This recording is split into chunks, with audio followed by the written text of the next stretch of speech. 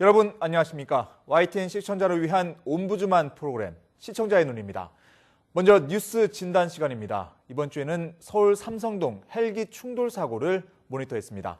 강혜원 시청자 평가원과 경제부 이승윤 기자 함께하겠습니다. 어서 오십시오. 네. 안녕하십니까? 이 도심에서 헬기가 건물과 충돌한 건 이번이 처음이라서 굉장히 놀란 분들이 많으셨을 텐데 이번 관련 보도 어떻게 보셨습니까? 네, 지난 16일 오전 민간 헬기가 삼성동의 고층 아파트에 충돌하는 사고가 있었습니다. 이 사건으로 탑승자 2명이 모두 사망함에 따라 사건의 원인과 책임 소재에 대한 공방이 계속되고 있습니다. 특히 사건 당일에 기상 악화에도 불구하고 헬기가 운행을 강행한 배경과 당일 비행 경로에 대한 추측이 이어지는 동시에 사건 당일 아파트의 항공장애 표시 등이 작동을 하지 않았다는 사실 등이 추가로 드러나면서 책임 소재에 대한 논란으로 이어지는 모습입니다. 해당 건물 거주자들의 안전 문제에 대한 우려도 있었는데요. 사건 당일 강남구청이 임시 대피 장소를 제공하는 등의 조치가 이루어졌지만 충돌로 인한 건물의 피해 규모 등 새로운 정보도 쏟아지고 있습니다. 이번 사건 직후 특히 민간 헬기 관련된 규제나 관리 체계에 대해서 문제 제기가 이루어지면서 한강에서 운항 중인 관광 헬기 운행이 중단되기도 했는데요. 서울 시내 항공기 운항 안전과 관련해서 현재까지 지적된 문제점이 어떤 것들이 있는지 설명 부탁드립니다. 네, 사실 고층 빌딩이 많은 서울에서 하늘을 난다는 게 생각만 해도 약간 위험할 것 같긴 한데 이 기자, 지금까지 지적된 문제점들 어떤 게 있습니까? 네, 가장 최근에 제기된 문제는 왜 사고가 발생한 이 서울 삼성동 아이파크 아파트의 항공장애 표시 등이 꺼져 있었냐 이 부분입니다. 네. 이 102동의 항공장애 등은 자동 전멸 장치 고장으로 수동 관리 중이었으며 이 관리자가 전날 저녁 6시에 켰다가 사고 당일 오전 8시에 끈 상태였습니다. 강남구청은 표시 등 관리 책임이 구청 측에 있다는 사실조차 몰랐고 이에 따라 업무 자체를 방치해왔습니다. 부산시도 부랴부랴 고층 건물 항공장애 표시 등을 일제 점검하고 나섰습니다. 이 가장 큰 의문은 왜 대통령 전용 헬기까지 몰았던 베테랑 조종사가 안개가 많이 끼어서 위험하니 김포에서 출발하자고 LG전자 측에 건의를 했다가 잠실로 출발을 했냐는 겁니다. LG전자는 박인규 기장이 출발 1시간 전에 시정이 좋아져서 잠실을 경유할 수 있다고 알려와 예정대로 잠실에서 헬기를 타기로 결정했다고 설명했습니다. 경찰은 박 기장과 LG전자 간의 통화 시간, 분량, 착발신 내역 등을 확인해서 이번 사고 헬기가 왜 잠실로 향하게 됐는지 그 경위를 집중 규명할 방침입니다. 안개가 짙게 낀 상황에서 항공당국이 비행을 허가한 것이 적절한 것이었는지도 의문입니다. 이 항공당국은 김포공항의 시정은 이륙하기에 괜찮은 상태였다고 설명했지만 정작 이 착륙 장소인 잠실의 시정 상태는 파악하지 못했기 때문입니다. 일단 국토교통부는 헬기 긴급 안전대책 회의를 열고 안개나 폭우 등 기상 악화 상황에서 헬기 운항을 금지하는 조치를 내렸습니다. 또 안개 관측의 정확도가 떨어진다는 지적이 나온 만큼 정부는 앞으로 헬기에 실시간 기상 정보를 제공하는 방안을 뒤늦게 추진하기로 했습니다. 이 사고 직전 정해진 항로를 크게 벗어나서 헬기가 아파트 단지로 들어선 것이 기체 이상 때문인지 조종사 과실 탓인지도 궁금증으로 남는 부분입니다. 이와 관련해서 서울지방항공청은 헬기의 비행 경로와 고도, 속도 조종실 등 대화 내록 등이 담긴 이 블랙박스와 이 기체 잔해에 대한 분석 작업을 진행 중인데요. 가장 큰 문제는 그동안 민간 헬기의 안전 관리와 관련해서 이 정부가 대단히 소극적으로 임했다는 겁니다. 특히 헬기가 이륙한 이후에 30분 이상 행방불명되거나 김포공항 공역을 떠나지 않는 한 이 항공 당국과 교신을 할 필요가 전혀 없기 때문입니다. 이렇다 보니까 이 민간 헬기가 이륙한 이후에 이런 사고를 내고도 이 항공당국은 중간에 상황을 알 수 없는 문제점이 이번에 발견됐습니다. 이에 따라서 정부는 앞으로 마련할 이 헬기 안전 강화 방안에 헬기 이륙 이후에도 안전 상태 점검을 위해서 교신을 자주 하도록 의무화하는 것을 검토하겠다고 밝혔습니다. YTN은 앞으로 이 헬기 탑승자나 헬기 착륙 장소 관련한 의혹이 있으면 앞으로 더더욱 저희가 취재를 열심히 해서 이 부분에 대한 시청자들의 궁금증을 풀도록 노력하겠습니다. 네, 이게 사실 소잃고 외양간 고치는 거긴 하지만 다시는 이런 일이 재발하지 않도록 좀 대책이 잘 세워졌으면 좋겠습니다. 강평가님 또 지적하실 부분이 있으시다고요? 네, 이번 사건이 항공 안전에 대한 논란을 촉발하면서 도심 개발과 관련된 이슈도 새롭게 주목을 받고 있습니다. 서울 시내 초고층 빌딩의 건설이 늘어나면서 항공 안전은 물론이고 화재 등의 재난 상황을 종합적으로 고려한 안전점검의 필요성이 제기되고 있습니다. 특히 광화문을 비롯한 서울 도심에 관광 호텔을 추가적으로 허가하는 관광진흥법이 추진되고 있는 상황에서 도심 개발에 영향을 받는 요소들을 다각적으로 점검하는 언론 보도가 충분하게 이루어져야 할 시점이라고 생각됩니다. 현재 건설 중인 고층 건물들이 화재에 오르면서 특히 잠실에 건설 중인 제2롯데월드가 논란의 중심이 되고 있는데요. 새누리당 이해훈 의원이 층수의 재조정을 건의하는 등 2009년 당시에 이뤄진 건축 허가의 적법성에 대한 문제 제기를 하기도 했습니다. 제2롯데월드의 경우 항공 안전을 넘어서 화재에 취약할 수 있다는 지적도 있었는데요. 이와 관련해서 현재 해당 건물에 대해서 이루어지고 있는 집중적으로 우려가 되고 있는 부분에 대해서 설명 부탁드립니다. 네, 사실 공군에서는 처음부터 제2롯데월드 건설에 반대하지 않았습니까? 이 이착륙과 관련된 안전 때문에 그랬는데 지금 한창 건설 중이죠. 혹시 뭐 입장 변화 같은 게 있습니까? 네, 지금 현재 일단 결론부터 말씀드리면 입장 변화는 없는 상황입니다. 일단 시청자 입장에서 궁금할 수밖에 없는 그런 좋은 질문을 해주셨습니다. 저도 처음에 이 헬기 충돌 사고가 났다는 얘기를 듣자마자 아마 제2롯데월드 문제가 좀 불거지지 않겠는가 생각을 했었는데요. 일단 이번 LG전자 자가용 헬기 충돌 사고로 촉발된 이 항공 건물 안전 문제에 초점을 맞춰서 답변을 드리도록 하겠습니다. 화재 문제나 다른 문제는 너무 좀 다른 문제이기 때문에 저희가 그건 다른 보도를 통해서 다시 한번 알려드리도록 하겠고요. 우선 롯데 측은 이번 헬기 충돌 사고 이후에 제기된 제2롯데월드 층수 조정 검토 의견을 결론적으로는 수용할 수 없다는 입장입니다. 롯데월드 타워의 123층 층수와 555m 높이는 건축 인허가 심의를 거쳐서 허가를 받아서 공정 계획에 따라 건축 중이고 국내외 항공 전문가들의 분석까지 거쳐서 안전이 이미 확인됐다는 겁니다. 이 주무부처인 국토교통부도 건축 인허가 심의가 난 이상 이 확실한 문제가 드러나지 않았는데 결정을 번복하는 것은 정책의 신뢰성을 떨어뜨리기 때문에 어렵다는 입장입니다. 최근 박원순 서울시장도 오랜 과정을 거쳐서 나온 이 제2롯데월드의 건축 허가를 번복하려면 상당한 이유가 있어야 되는데 현재로서는 그런 이유가 없는 것 같다며 어렵다는 입장을 밝혔습니다. 서울시는 이 제2롯데월드 관련 지적이 제기된 이후에 실국장 차원에서 이 실무대책회의도 열었지만 결정을 뒤집기는 어렵다는 결정을 내린 것으로 알려졌습니다. 지난 2009년 제2롯데월드 건설안이 최종 확정되자 공군과 롯데는 서울기지 비행 안전과 작전 운영, 여건 보장을 위한 합의서를 체결했습니다. 내용은 이 서울공항 동편 활주로를 3도가량 틀어서 건설을 하고 이 항공기 안전 운항에 필요한 감시 장비 등을 롯데 측에서 부담하기로 한 겁니다. 이 활주로를 3도 변경하면 이 항공기 계기와 시계 비행으로 이륙할 때 안전 기준이 충족된다는 시뮬레이션 결과가 나왔기 때문인데요. 이에 따라서 공군은 이 서울공항의 항공기의 비행 경로 감시와 이착륙, 이 비행 단계 때 제2롯데월드에 접근한 것을 경고하는 정밀 감시 장비를 지난 10월까지 설치했습니다. 이 서울공항의 모든 수송기와 서울공항에 이 제2롯데월드의 위치 정보와 건물 회피 정보를 제공해주는 지형인식 경보 체계도 설치했습니다. 이 항공기 착륙 단계에서 정밀도와 안전성을 높여주는 이 정밀 접근 레이더 한 대를 또 추가 설치했고요.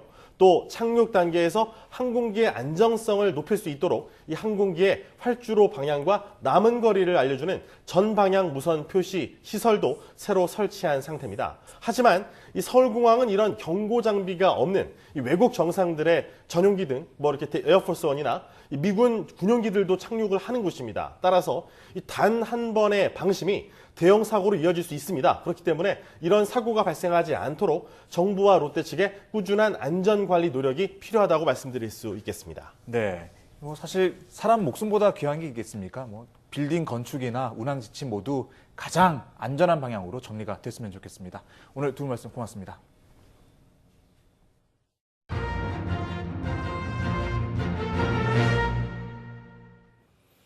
이번에는 시청자들께서 직접 만든 프로그램을 소개하는 시간입니다. 서울시 복지재단에서 더불어 함께 살아가는 도시 서울 만들기 UCC 공모전을 열었는데요. 여기서 장려상을 받은 작품 함께 보시겠습니다.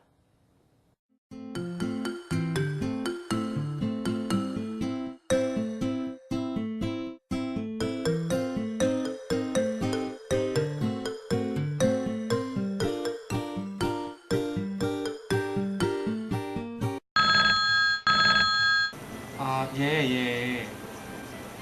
예, 그럼 제가 이따가 바로 찾아뵙겠습니다.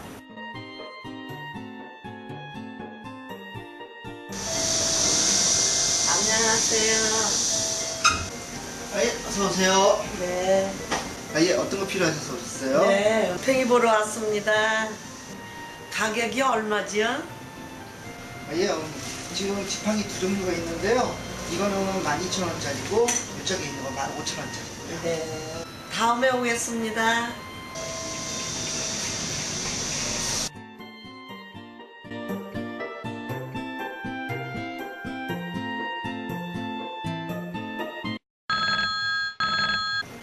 예, 여보세요. 저는 그 2단지 맞은편에서 의료기 가게를 하고 있는데 어떻게 그좀 자그마한 거라도 이렇게 나눌 수 있는 그런 제도가 있다고 해서 좀 한번 여쭤보려고 전화를 좀 드렸어요.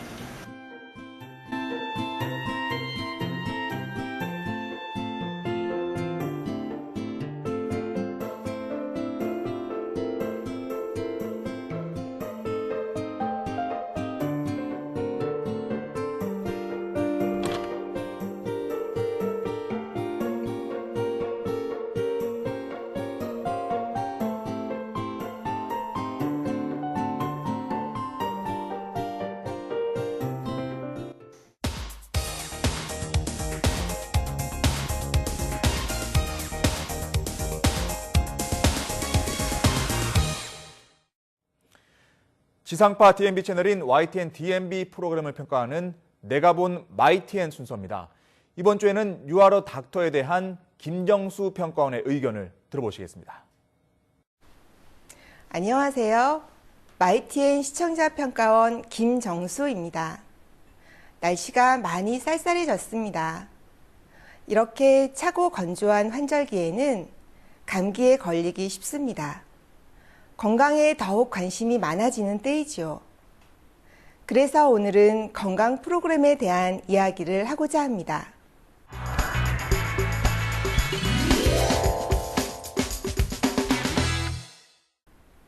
지난주 방송된 유아러 닥터에서는 폐암을 주제로 방송하였습니다. 이날은 고려대 흉부외과 교수가 직접 출연해 폐암의 정의와 종류, 원인, 치료 방법, 그리고 예방법에 대한 이야기를 자세히 해주었습니다. 전문적인 설명이 자칫 어렵고 지루하게 느껴질 수도 있지만 연기자의 재연과 같은 다양한 구성을 통해 시청자들에게 쉽게 다가왔다고 생각합니다.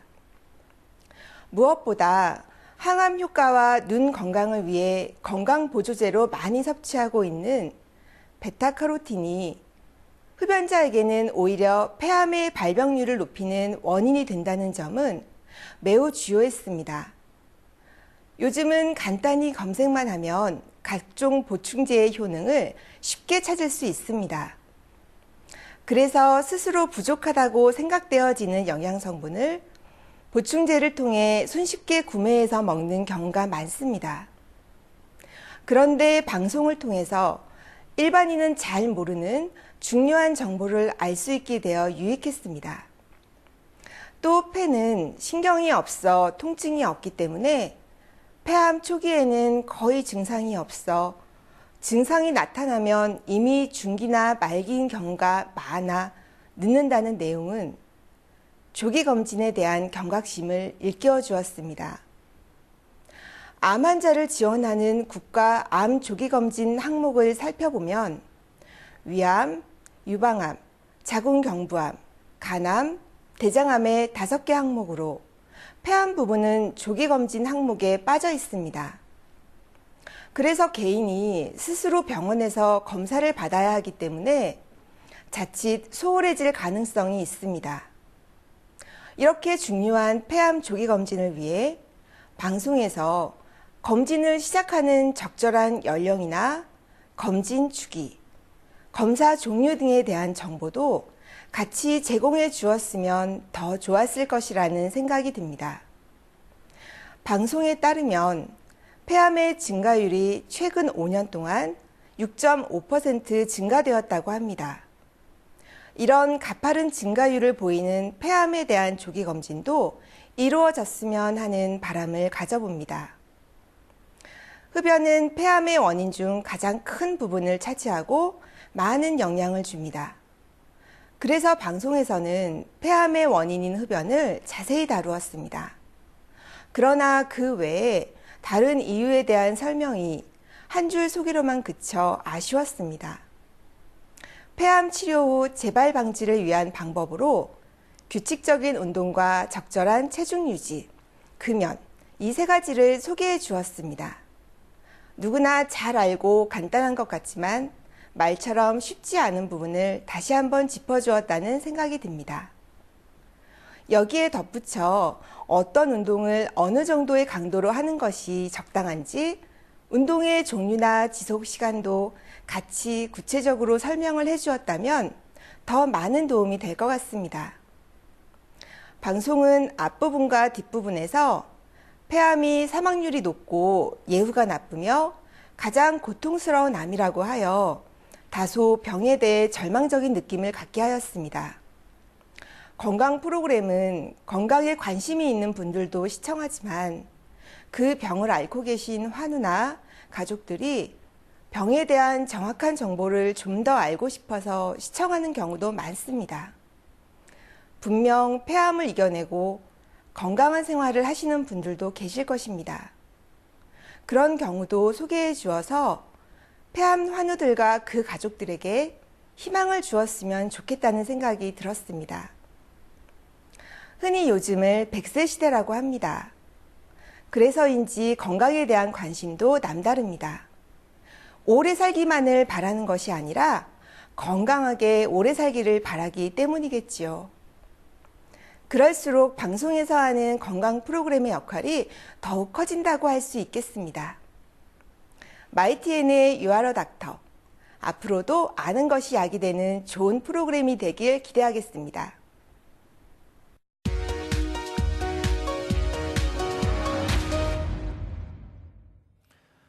이번 순서는 시청자들의 지적사항을 정리한 모니터 보고 시간입니다. YTN은 지난주에 대규모 편성 개편을 했는데요. 개편 초기라 그런지 크고 작은 방송사고가 잇따라 시청에 불편을 주었습니다. 따라서 하루속히 방송이 안정되고 자리를 잡았으면 좋겠다는 시청자들의 바람이 있었습니다. 지난 19일 아침 뉴스 시간에 20초 이상 영상사고가 발생해 시청에 불편을 줬는데요. 이날 여야 국회의원 인터뷰 화면 위에 다음 뉴스를 준비하고 있던 여성 앵커의 모습이 계속 잘못 나왔습니다. 그런가 하면 헤드라인을 보도하는데 뒷배경으로 앵커가 고개를 숙이고 있는 모습이 보이는 등 뉴스 배경이 산만하고 어색했다는 시청자 지적이 있었습니다. 지난 20일에는 세종로에 설치된 사랑의 온도탑 현장을 연결했는데 중계가 매끄럽지 못했습니다. 현장 앵커가 말을 하다 끊고 다시 연결을 기다리고 카메라가 엉뚱한 곳을 비추는 사고가 발생했습니다. 일부 프로그램의 경우 배경화면의 그래픽 색상이 너무 강렬해 정작 출연자나 자료 화면이 눈에 잘 들어오지 않는 부작용도 지적됐습니다. 시청자들은 편성 개편 초기라 어느 정도 이해는 가지만 미비점을 하루속히 보완, 개선해서 더욱 신뢰받는 뉴스를 제공하길 기대했습니다. 지난 20일 아침 뉴스에서 김천 부항 다목적댐 준공식 관련 소식을 전했는데요. 김천 부항 다목적댐이 어떤 모습인지 시청자들이 보고자 하는 영상은 나오지 않고 국토교통부의 외벽만 화면에 나왔습니다. 이날 오후에는 단식 농성 중인 통합진보당 김미희 의원이 병원으로 이송됐다는 보도를 했는데요. 당사자인 김미희 의원의 모습은 없고 이 사실을 전하는 통합진보당 대변인인 김재현 의원의 모습만 나왔습니다. 지난 15일에는 전두환 전 대통령의 최측근 가운데 한 명인 손삼수 씨에게서 전 씨 비자금 5억 원을 환수했다는 뉴스가 방송되는데요. 뉴스 내내 당사자인 손 씨의 영상은 없고 전 대통령의 차남 전재홍 씨의 영상만 나왔습니다. 지난 18일 아침 뉴스 시간에 성폭력 근절을 위한 정부 대책에 대해 여성가족부 장관과 대담을 하면서 그래픽으로 성폭력 현황을 보여줬습니다.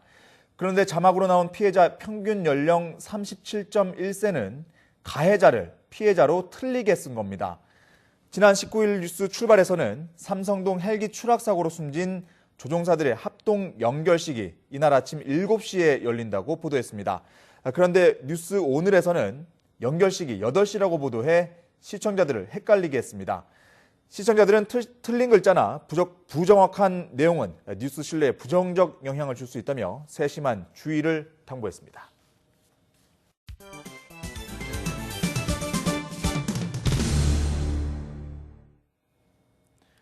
언론 전문가로부터 우리 언론의 문제점과 발전 방향 등을 들어보는 매체 비평 시간입니다. 오늘은 정대철 한양대학교 교수로부터 뉴스 보도의 사회적 역할에 대한 문제점이라는 제목의 논평 들어보시겠습니다. 뉴스가 세상을 보는 창문인가라는 물음은 어떤 세상을 보여주는가를 위해서 꾸준히 반복해야 할 질문입니다. 세상을 보여주고 만들어가는 뉴스 보도의 역할은 언제나 중요하고 뉴스 보도에 관심을 갖는 이유가 됩니다. 우리 생활을 편안하게 하느냐 아니면 걱정거리로 만드느냐도 창문을 통해 나타난 결과물이기 때문에 뉴스 보도는 사회적으로 중요한 요소입니다. 경직된 정치나 얼어붙은 경제, 흉악한 범죄나 사고 등 암울한 현실을 보여주는 창문이라고 불평을 하기도 합니다. 또 토론이나 논쟁이라는 명분으로 갈등을 조장하거나 대립을 부추기는 창문이라고도 합니다. 옳고 그름을 판단할 수 있는 과정을 오히려 흐려놓고 회방하는 부작용도 지적하고 있습니다. 정치인은 정치하는 사람들을 위한 정치이고 경제는 기업을 하는 사람들을 위한 경제이고 흉악한 범죄는 피해자의 부주의 때문이라는 창문은 시청자가 원하는 창문이 아닙니다. 반면 상업적인 뉴스 보도의 창문이 되기도 합니다. 미디어는 상업적으로 흐를 수밖에 없다는 주장을 뒷받침하듯 그 빈도가 많아지고 분야도 확대된다는 연구들이 자주 나오고 있습니다. 진실이나 정의라는 이름으로 권력에 조응하는 편가르기나 경제나 산업이라는 이유로 홍보나 상업적 이익을 위한 기획 보도는 점차 상식처럼 통용되고 있습니다. 기업의 홍보가 기획 기사로 아니면 특집으로 만들어지거나 광고로 연결되는 사례는 쉽게 볼 수 있습니다. 뉴스 보도뿐만 아니라 다른 컨텐츠에서도 상업성이 점차 확대되어가는 추세로 치닫고 있다는 것은 세상을 보는 창문이 변질되거나 형태가 바뀌었다는 뜻입니다.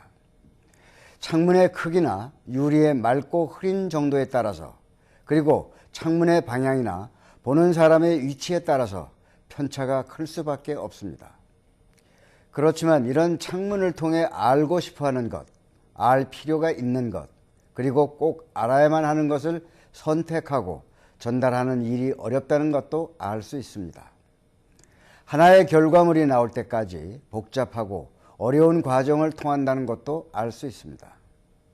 어떤 창문으로 현실을 재구성하느냐가 중요합니다. 반듯하고 품격을 갖춘 세상을 볼 수 있는 창문을 바랍니다. 전문성과 사명감에 기대할 걸 수밖에 없습니다. 시청자의 눈은 시청자 여러분의 참여를 기다리고 있습니다. YTN 홈페이지 시청자 의견 코너에 글을 남겨주시면 좀 더 정확하고 공정한 방송을 만드는 데 참고하겠습니다. 이번 주 순서는 여기서 마치겠습니다. 고맙습니다.